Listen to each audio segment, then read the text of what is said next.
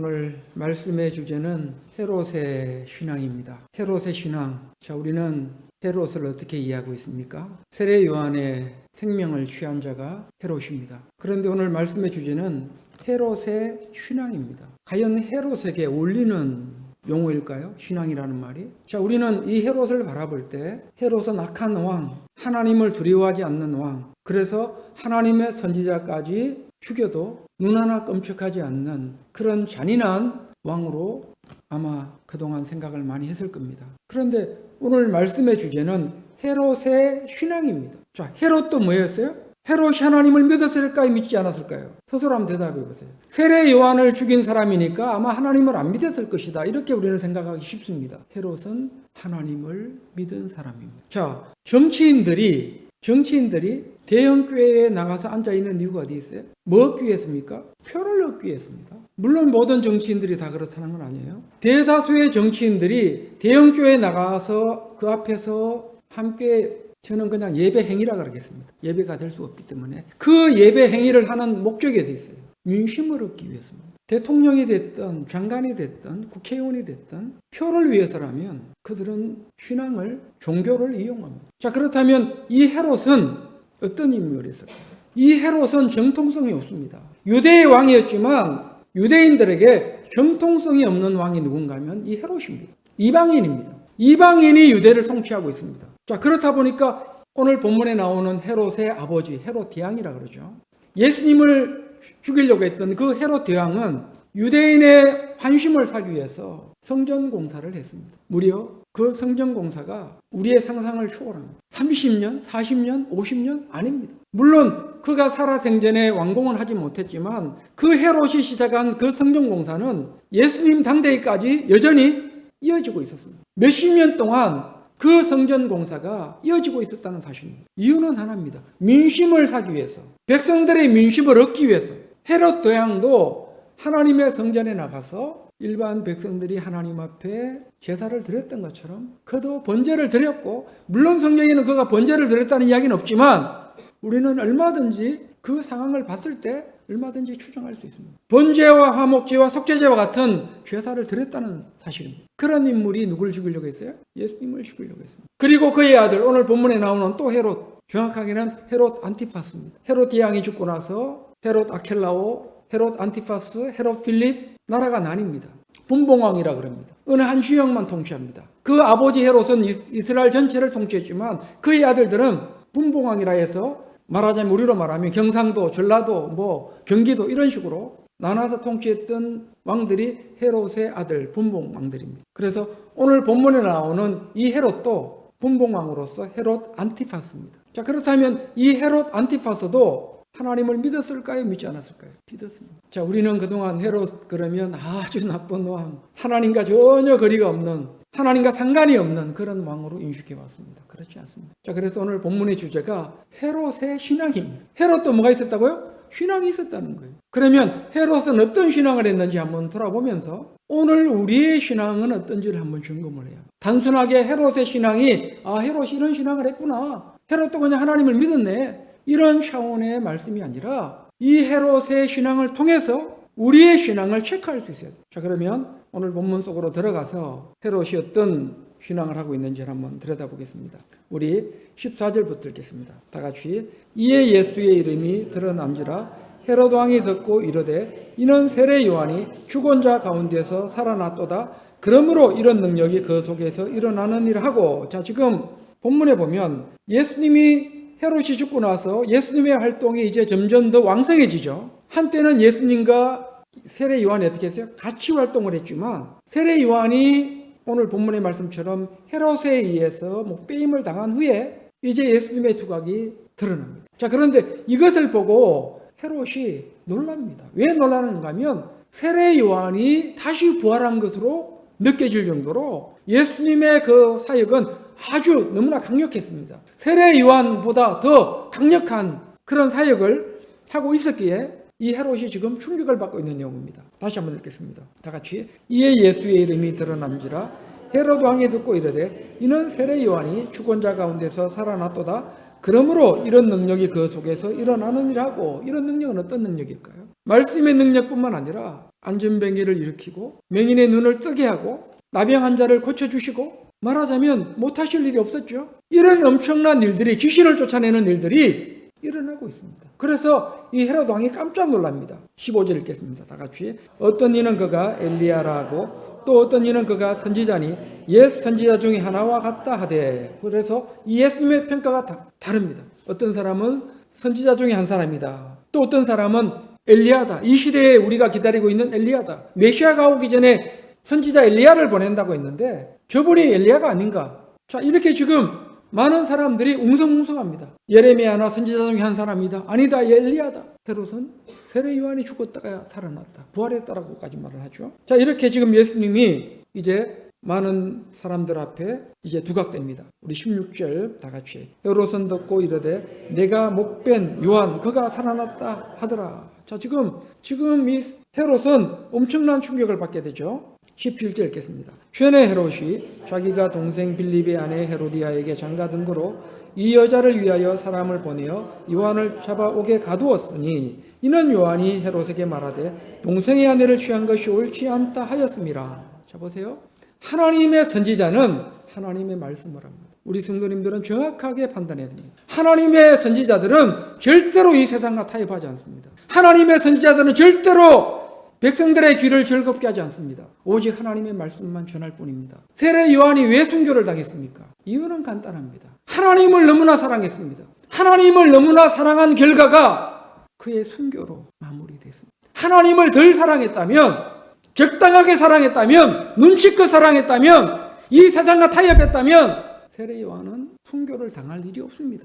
그런데 세례 요한은 하나님의 말씀을 대언하는 선지자였기에 그 헤롯 왕의 악행을 그냥 눈뜨고 볼 수가 없었습니다. 그 악행이 어떤 악행이에요?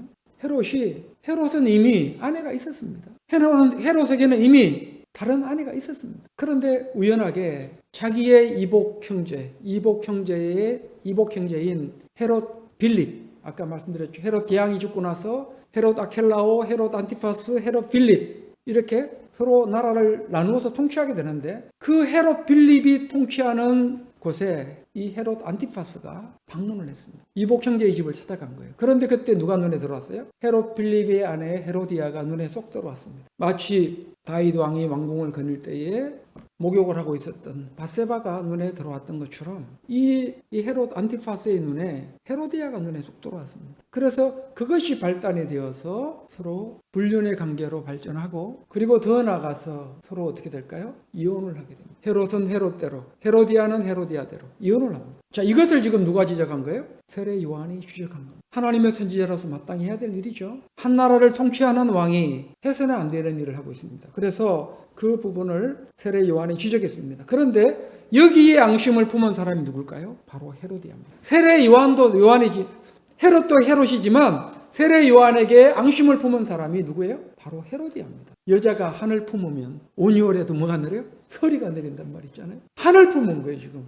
그래서 어떻게 하면 저 세례 요한을 죽일까? 어떻게 하면 바른 말 말하는 저 세례 요한을 없애 내 눈에서 안 보이게 할까? 여기에 헤로디아가 온 마음이 집중되어 있습니다. 자, 그런데 지금 그러면 헤로디아가 원하는 대로 이 헤롯을 충동해가지고 없애면 되잖아요. 그냥 처단하면 되는 거 아닙니까? 그런데 그게 되지 않았어요. 헤로디아의 뜻대로 되지 않았습니다. 왜? 이유가 뭘까요? 바로 헤롯 때문에. 백성들이 두려워서가 아니라 헤로디아 입장에서 백성들이 두려워서 세례 요한을 없애지 못한 것이 아니라 지금 누가 그 뒷배경에 있는가 하면 아이러니하게도 헤롯이 있습니다. 헤롯이 헤로디아가 세례 요한을 해하지 못하도록 마치 보호하고 있습니다. 이해가 되나요? 한번 계속 들여다보겠습니다. 그럼 그 이유가 있겠죠? 계속 보겠습니다. 자, 우리 17절부터 다시 읽겠습니다. 션의 헤롯이 자기가 동생 빌립의 아내 헤로디아에게 장가든 거로 이 여자를 위하여 사람을 보내어 요한을 잡아오게 가두었으니 이는 요한이 헤롯에게 말하되 동생의 아내를 취한 것이 옳지 않다 하였음이라. 보세요. 세례 요한이 오게 갇힌 이유가 바로 여기 있습니다. 19절. 헤로디아가 요한을 원수로 여겨 죽이고자 하였으되 하지 못한 것은, 이유가 나옵니다. 헤로디아가 그렇게 세례 요한을 원수처럼 여겼지만 해하지 못한 것은 20절 답이 나와 있죠. 다 같이 읽겠습니다. 헤롯이 요한을 의롭고 거룩한 사람으로 알고 두려워하여 보호하며 또 그의 말을 들을 때에 크게 번민을 하면서도 달갑게 들어미르라. 자, 지금 의외의 헤롯의 모습이 등장합니다. 자, 우리가 생각했던 헤롯이 아니죠. 헤롯은 하나님을 두려워하지 않는 왕, 헤롯은 전혀 신앙이 없는 불신자, 헤롯은 전형적인 이 세상의 어떤 여러 왕들처럼 악한 왕. 자, 우리는 지금 이렇게 인식해 왔습니다. 그런데 20절을 들여다보니까 정반대입니다. 다시 읽겠습니다.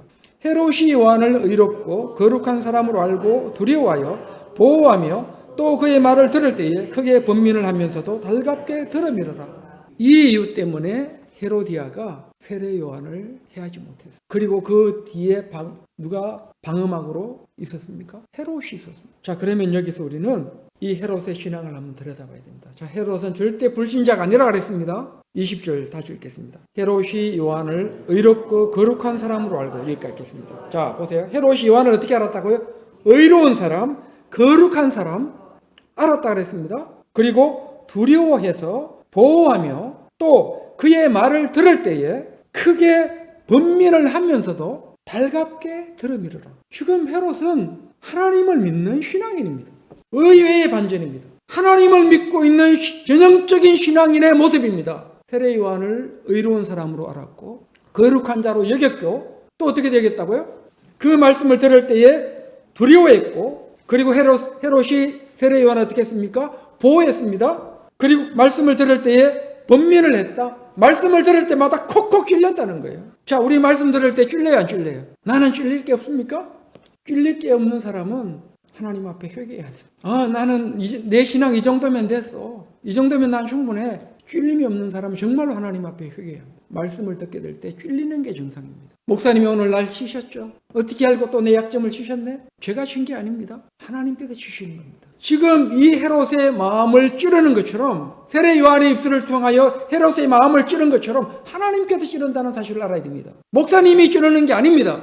하나님께서 나를 너무나 사랑해서 늘 그 말씀에 찔림 있게 한다는 사실을 알아야 됩니다. 자, 지금 이 헤롯도 찔림이 있었습니다. 번민했다는 뜻은 찔렸다는 겁니다. 말씀을 들을 때마다 찔렸다는 겁니다. 자, 그러면 말씀을 들을 때마다 찔렸는데 변화가 있어야 될 거 아니에요. 그런데 더 놀라운 것은 찔림만 있는 것이 아니라 달갑게 들어미르라. 어떻게 들었다고요? 달갑게. 자, 어떤 느낌이 옵니까? 달갑게 들었다. 찔리면서도 세례 요한의 말을 달갑게 들어미르라. 어떤 느낌이 옵니까? 각자가 한번 생각해 보세요. 지금 헤롯은 어떤 마음으로 이 말씀을 듣고 있었을까? 세례 요한의 말씀을 어떤 중심으로 듣고 있었을까? 달갑게 들었다는 의미는, 헬라어 원어적인 의미는 달콤하게 들었습니다. 어떻게 해요? 마음에 찔림이 있으면서도 그 말씀을 어떻게? 달콤한 꿀처럼, 꿀을 먹는 것처럼 달콤한 하나님의 말씀으로 받아들였다. 놀랍지 않나요? 세례 요한에게, 이 헤롯에게 세례 요한의 메시지가 이렇게 강력했습니까? 우리가 알고 있는 헤롯이 아닙니다. 완전히 오늘 반전이 일어나고 있죠. 우리가 그동안 알고 있었던 헤롯의 모습이 아닙니다. 달콤하게 들었다는 겁니다. 그런데 달콤하게 들었는데 어떻게 들었느냐? 일회성이 아니라 또 듣고 싶은, 세례 요한을 통해서 또 하나님의 말씀을 듣고 싶은, 반복해서 계속 듣고 싶어하는 그런 마음을 가진 사람이 누구예요?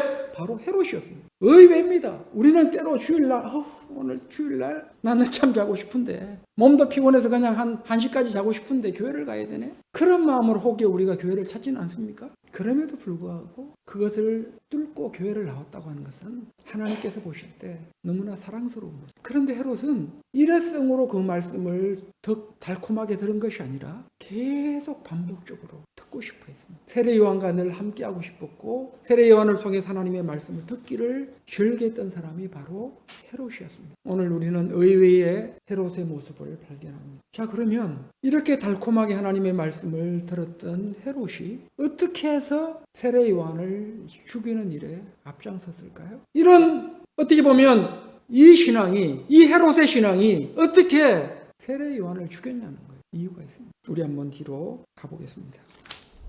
우리 21절 계속 읽겠습니다. 마침 기회가 좋은 날이 왔으니 곧 헤롯이 자기 생일에 대신들과 충부자들과 갈릴리의 기인들로 더불어 잔치할세 헤로디아의 딸이 신이 들어와 춤을 추어 헤롯과 그와 함께 앉은 자들을 기쁘게 한지라. 왕이 그 소녀에게 이르되 무엇이든지 내가 원하는 것을 내게 구하라 내가 주리라 하고 또 맹세하기를 무엇이든지 내가 내게 구하면 내 나라의 절반까지라도 주리라거늘. 자, 이제 이런 헤롯의 신앙이 이제 세례 요한을 죽이는 일에 가담하는데 그날이 어떤 날이에요? 헤롯의 생일날이었습니다. 자, 우리 베드로 사도가 로마에서 순교를 당할 때 네로 황제의 등극 10주년 되는 날 순교를 당했다 그랬죠. 온 세상이 그 왕궁에서 잔치 분위기에 젖어 있을 때 하나님의 참종, 예수님의 참제자 베드로는 십자가에 거꾸로 매달려서 순교를 당했듯이 이 세례 요한 역시 하나님의 참 선지자 세례 요한 역시 이 헤롯의 생일날 모두가 즐거워하는 그 자리에서 허무하게 목베임을 당합니다. 하나님의 선지자의 죽음이 장렬한 게 아닙니다. 장렬하게 복음을 전하다가 장렬하게 순교를 당한 것이 아니라 참으로 어떻게 보면 허무하게 그 감옥에서 생일날,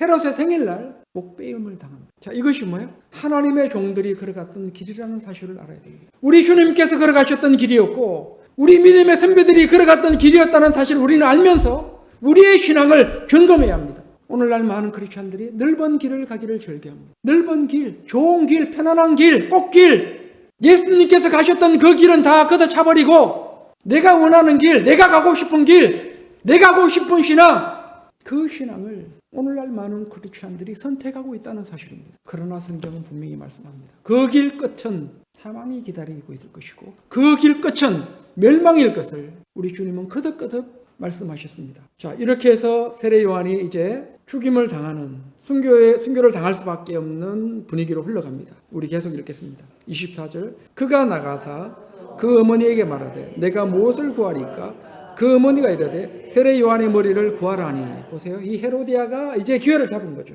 이날만을 기다려왔습니다. 어떻게 하면 세례 요한을 없을까? 저 눈에 가시 같던 저 세례 요한만 없으면 좋겠는데 기회를 잡았습니다.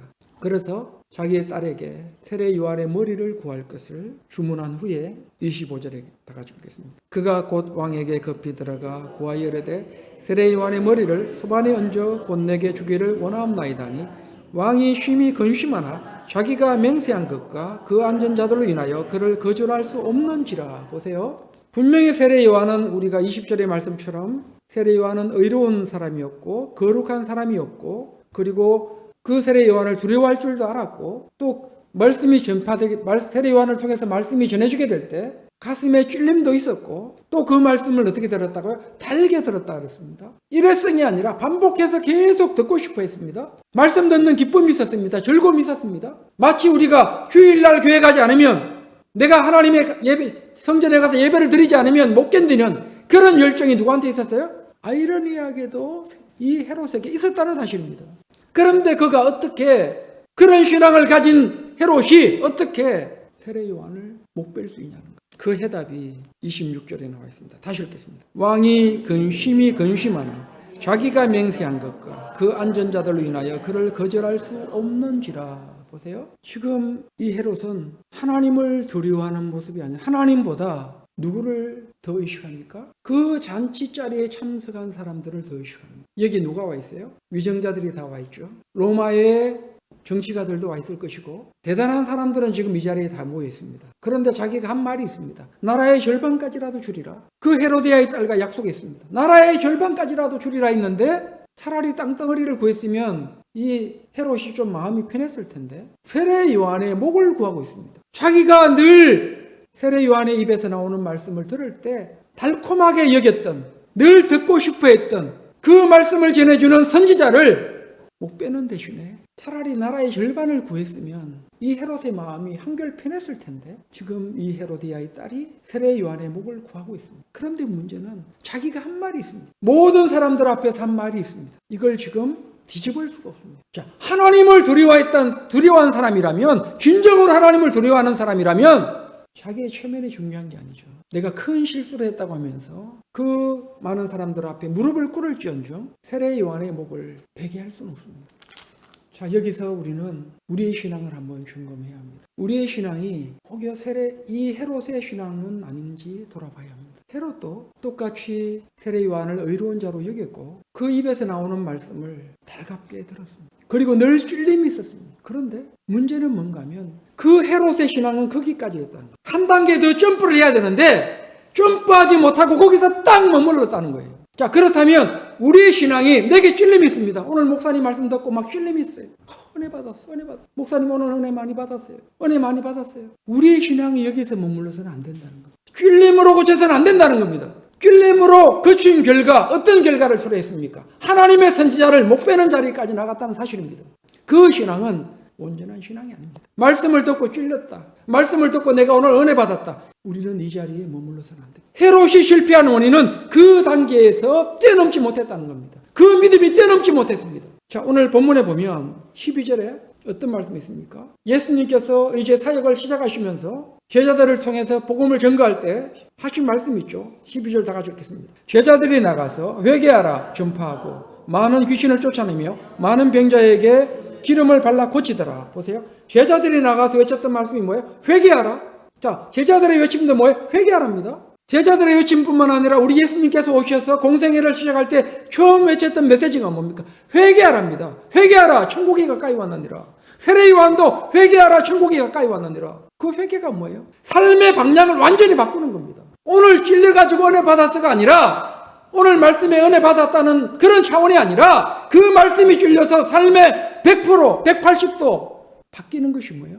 회개입니다. 예수님 당대의 세례 요한이 외쳤던 그 회개의 메시지는 불신자들을 향한 메시지가 아니었습니다. 오늘날처럼 교회 안 다니는 오늘 휴일이니까 김밥 싸들고 산으로 들러 소풍 가는 그런 사람들을 향하여 회개하라는 메시지가 아닙니다. 말하자면 우리 하늘빛 교회에 와서 세례 요한이 외쳤던 말씀이 하늘빛 공동체 회개하라. 저기 베들교회 몇천 명 앉아서 예배드리는 저 자리에 가서 세례 요한이 우리 주님께서 가셔서 베들교회 성도여 회개하라. 저기 충만한 교회, 저기 산마교회, 세계로 교회, 여의도 선봉원교회, 사랑의 교회, 에덴 세덴교회, 이 대한민국의 모든 교회에 가서 주님께서 세례 요한이 회개하라. 천국이 가까이 왔느니라. 그 말씀을 외쳤다는 사실입니다. 지금 이 헤롯은 그 신앙이 거기서 머물러 있었습니다. 오늘 은혜 많이 받았어요. 목사님 은혜 너무 많이 받았어요. 오늘 말씀이 저를 콕콕 찔렀어요. 그렇게 콕콕 찌른 다음에 뭐 할 건데? 콕콕 찌르기만 하면 뭐 합니까?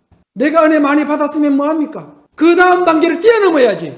하나님 말씀 앞에 무릎을 꿇을 줄 알아야지. 말씀 앞에 무릎을 꿇지 않는 것은 은혜를 받은 게 아니고 그 신앙은 헤롯도 했습니다. 헤롯도 가지고 있었던 신앙입니다. 말씀에 찔렸던 사람이 헤롯입니다. 말씀을 달갑게 들은 사람이 헤롯입니다. 그러나 회개는 하지 않았습니다. 오늘 이 헤롯의 신앙을 통해서 우리의 신앙을 점검해요. 그런데 이 신앙은 어떤 신앙이냐? 헤롯의 신앙은 어떤 신앙이냐? 귀신 신앙입니다. 무슨 신앙이요? 찔리기만 하고 은혜만 받는 신앙은 귀신 신앙입니다. 무슨 신앙이 또 귀신 신앙이 있어요? 우리 마가복음 1장으로 가보겠습니다. 귀신 신앙이 있는지 없는지 한번 보겠습니다. 마가복음 1장 23절 다 같이 읽겠습니다. 마침 그들의 회당에 더러운 귀신 들린 사람이 있어 소리질러 이르되 나사렛 예수여 우리가 당신과 무슨 상관이 있나이까? 우리를 멸하러 왔나이까? 나는 당신이 누구인 줄 아노니 하나님의 거룩한 자니이다. 보세요. 지금 회당에 더러운 귀신 들린 사람이 있었습니다. 그런데 그 회당에 누가 가셨어요? 예수님께서 가셨어요. 그랬더니 이 귀신 들린 사람이 뭐라고 말합니까? 나는 당신이 누구인 줄 아노니 하나님의 거룩한 자, 하나님의 아들이십니다. 이게 귀신 신앙입니다. 헤롯의 신앙이 귀신 신앙입니다. 말씀에 찔림이 있었습니다. 말씀이 가장 늘 달콤하게 들렸습니다. 또 듣고 싶습니다. 이게 귀신 신앙입니다. 우리는 이런 귀신 신앙을 해서는 안 됩니다. 하나님께서 원하시는 신앙은 이런 신앙이 아닙니다. 삶의 방향이 180도 바뀌는 그런 신앙입니다. 우리 에스겔서, 자, 에스겔서 가기 전에 야고보서 1장 먼저 가보겠습니다. 야고보서 1장 22절부터 읽겠습니다. 다 같이. 너희는 말씀을 행하는 자가 되고 듣기만 하여 자기를 속이는 자가 되지 말라. 누구든지 말씀을 듣고 행하지 아니하면 그는 거울로 자기의 생긴 얼굴을 보는 사람과 같아서 제 자신을 보고 가서 그 모습이 어땠는지를 곧 잊어버리거니와. 이게 뭐예요? 귀신신앙입니다. 찔림은 있었어요. 말씀은 들었어요. 은혜는 받았어요. 그런데 가서 교회 문 열고 나가는 순간 잊어버려요. 마치 돌짝밭에 떨어진 씨앗처럼, 가시덤불에 떨어진 씨앗처럼 결실을 하지 못합니다. 말라 비틀어집니다. 그 씨가 아무런 능력을 발휘하지 못합니다. 이게 귀신신앙입니다. 자, 우리 25절, 자 24절 다시 읽겠습니다. 제 자신을 보고 가서 그 모습이 어땠는지를 곧 잊어버리거니와 자유롭게 하는 온전한 율법을 들여다보고 있는 자는 듣고 잊어버리지 않는 자요 실천하는 자니 이런 사람은 그 행하는 일에 복을 받으리로라. 자, 우리 2장 계속 한번 볼까요? 자, 여기까지 가겠습니다. 2장 19절 찾을 수 있나요? 야고보서 2장 19절 띄울 수 있습니까? 2장 19절에 보면 제가 미리 성경 구절을 안 줘서 그렇습니다. 2장 19절에 제가 읽겠습니다. 내가 하나님은 한 분이신 줄을 믿느냐? 잘하는도다. 귀신들도 믿고 떠드느니라. 네가 하나님은 한 분이신 줄 알고 믿느냐? 잘한다. 너가 잘하고 있는 거다. 그런데 귀신들도 믿고 떠드느니라. 귀신신앙입니다. 오늘날 이 대한민국에 귀신신앙하는 크리스찬들로 지금 잔뜩 넘쳐납니다. 불편할 수 있죠. 제가 자꾸 이런 설교를 하니까 좀 달콤한 말씀을 듣고 싶은데, 복의 말씀 듣고 싶은데, 나 신앙 잘하고 있다는 말을 듣고 싶고 위로의 말씀을 듣고 싶은데, 오늘도 여지없이 목사님은 우리를 또 말씀으로 때리시는구나. 왜? 제가 이 제자리에 선 목적은 우리 성도님들을 때려서, 말씀으로 때려서 바른 신앙을 할 수 있도록 하는 게 제 목적입니다. 하나님 앞에 섰을 때 저의 상급은 그것입니다. 여러분들의 길을 즐겁게 해서 이 자리를 많은 수를 채웠어.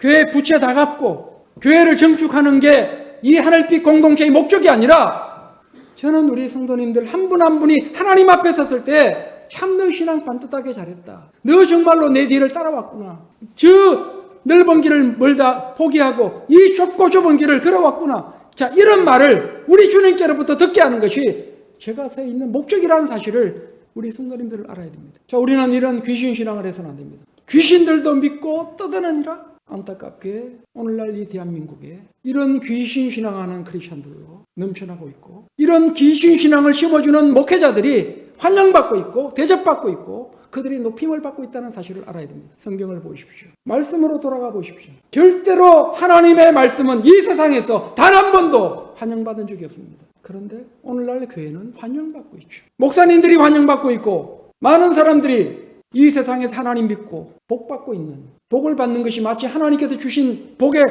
본질이냐, 그런 착각 속에 우리는 살아가고 있습니다. 물론 우리는 하나님 주시는 복을 받아야 됩니다. 우리는 하나님께서 주시는 복 없이는 살아갈 수 없습니다. 그러나 그 복이 무엇을 위한 복입니까? 주님의 뜻을 이루기 위한 복이 되어야 될 것이고, 그 복이 하나님께서 소중히 여기시는 한 생명을 살릴 수 있는 그런 복이 되어야 됩니다. 내 잘 먹고 잘 사는 그런 복이 되어서는 안 됩니다. 자, 우리 에스겔서 33장으로 가겠습니다. 33장 30절부터 읽겠습니다. 다 같이. 인자야, 내 민족이 담볕에서와 춘문에서 너에 대하여 말하여 각각 그 형제와 더불어 말하기를, 자, 가서 여호와께로부터 무슨 말씀이 나오는가 들어보자 하고. 자, 또 귀신 신앙이 나옵니다. 지금 에스겔 선지자는 바벨론 땅에 포로로 끌려가 있죠. 그 포로로 끌려간 그 에스겔뿐만 아니라 많은 이스라엘 백성들이 있었습니다. 그들이 에스겔 선지자를 통하여 하나님의 말씀을 들었습니다. 그런데 에스겔 선지자가 한 말이 하나씩 둘씩 다 이루어집니다. 자, 그렇다 보니까 처음에는 긴가민가 있었던 그들이,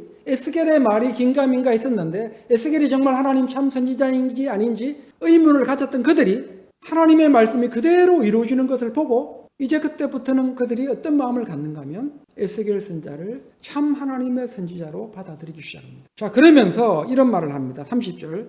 인자야, 내 민족이 담곁에서와 춘문에서 너에 대하여 말하여 각각 그 형제와 더불어 말하 이르기를, 자, 가서 여호와께로부터 무슨 말씀이 나온가 들어보자 하고. 자, 지금 담곁에서와 춘문에서 에스겔 너에 대해 말하여 각각 그 형제와 더불어 말하기를, 자, 가서 여호와께로부터 무슨 말씀이 나오는가 들어보자고. 무슨 이야기입니까? 담곁에서와 춘문에서 말하자면 이런 겁니다. 에스겔 선지자가 한 말씀이 다 이루어지고 있는데 오늘 어떤 말씀이 우리에게 주실까? 오늘 어떤 말씀을 할까? 우리가 에스겔 선지자를 찾아가서 하나님 말씀을 달라고 하면 우리에게 어떤 말씀을 전해줄까? 오늘도 우리에게 콕콕 찔리는 말씀을 줄까? 오늘도 우리에게 달콤한 말씀을 줄까? 자기들끼리 수근수근하는 겁니다. 마치 예배 끝나고 나서 오늘 무지하게 받았어. 오늘 말씀의 은혜 무지하게 받았어. 집사님 은혜 받았지? 나도 은혜 받았어. 말하자면 지금 이런 분위기입니다. 자, 그런데 하나님은 이것을 좋게 봤어요? 하나님 말씀합니다. 31절. 백성이 모이는 것 같이 내게 나오며 내 백성처럼 내 앞에 앉아서 내 말을 들으나 그대로 행하지 아니하니 이는 그 입으로는 사랑을 나타내어도 마음으로는 이익을 따릅니다. 말하자면 저 하나님 사랑해요. 하나님 사랑합니다. 막 찬양할 때도 막 두 손을 들고 그냥 눈물을 펑펑 쏟으면서 하나님을 찬양한다 할지라도 마음은 뭘 쫓아가요? 이익을 쫓아가요. 그 이익이 뭐예요? 이익이 뭘까요? 뭐 돈일까요? 아니, 여기서 말하는 이익은 그런 이익이 아닙니다. 자, 우리가 말씀을 들으면 바뀌어야 된다 그랬죠. 찔림을 받았으면 어떻게 돼요? 그 찔림으로 인해서 내 삶이 바뀌어야 됩니다. 회개의 자리로 나가야 됩니다.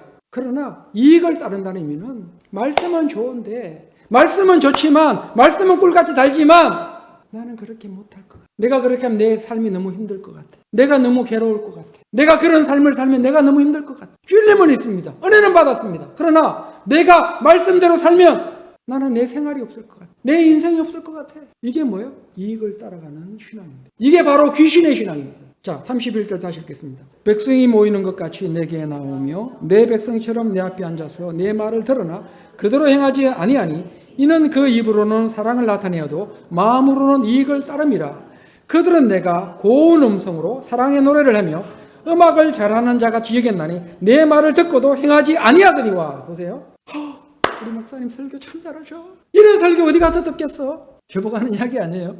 저 목사님 설교 너무 잘해. 저 말씀 듣기도 흔하지 않은 말씀이야. 유튜브에 들어가면 엄청난 말씀들이 있습니다. 유튜브에 대한민국의 목사님들 다 올라있어요. 설교 잘하는 목사님들 너무 많아요. 저는 거기 끼지도 못합니다. 명함도 못 내밀어요. 자, 지금 말씀을 듣고 있는 이 이스라엘 백성들이 에스겔 선지자의 앞에 나와서 말씀을 듣는 이 이스라엘 백성들이 어떤 자세인가 하면 에스겔 선지자를 뭘로 여기고 있어요? 다시 읽을까요? 그들은 내가 고운 음성으로 사랑의 노래를 하며 성악가 오 하면서 성악하는 어떻게 저렇게 하나님 말씀을 저렇게 잘 전하지?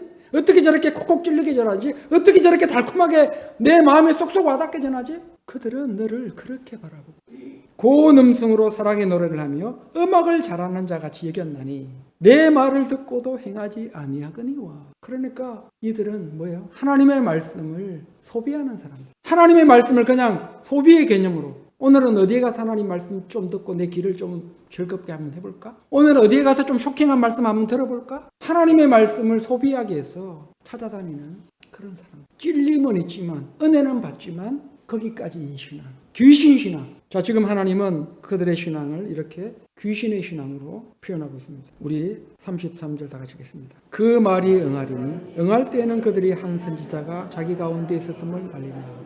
비록 너희들이 그렇게 에스겔 선지자를 음악 잘하는 사람으로 너희들의 흥미거리로 하나님의 말씀을 소비하는 마치 우리가 시장에 나가서 물건을 하나 소비시키듯 그런 자세로 가벼운 마음으로 소비했다 할지라도 그 에스겔 선지자의 말이 아니라 참 하나님의 선지자였음을, 그리고 그 입에서 나온 모든 말씀들이 하나님의 말씀이었음을 비로소 너희들이 언젠가는 깨닫게 될 것이다라는 말씀을 하고 있습니다. 자, 오늘 말씀 마무리합니다. 우리의 신앙은 헤롯의 신앙에 머물러 있어는 안 됩니다. 뛰어넘어야 합니다. 오늘날 많은 크리스천들이 유튜브를 통해서 하나님의 말씀을 수없이 듣습니다. 그러나 그것으로 우리의 신앙이 성장하는 것이 아닙니다. 우리는 들은 말씀을 가지고 실험해야 됩니다. 한 말씀이라도 그 말씀이 나를 찔렀다면 우리는 어떤 자리로 나가야 돼요? 회개의 자리로 나가야 돼요. 하나님, 아직도 내가 바꿔야 될 게 뭐가 있어요? 아직도 제가 고쳐야 될 게 뭐가 있습니까? 각자가 돌아보면 고칠 게 너무 많습니다. 저 자신을 들여봐도 하나님 앞에 창피할 정도로 저도 엄청나게 많습니다. 목사인데도 창피한 게 엄청나게 많아요.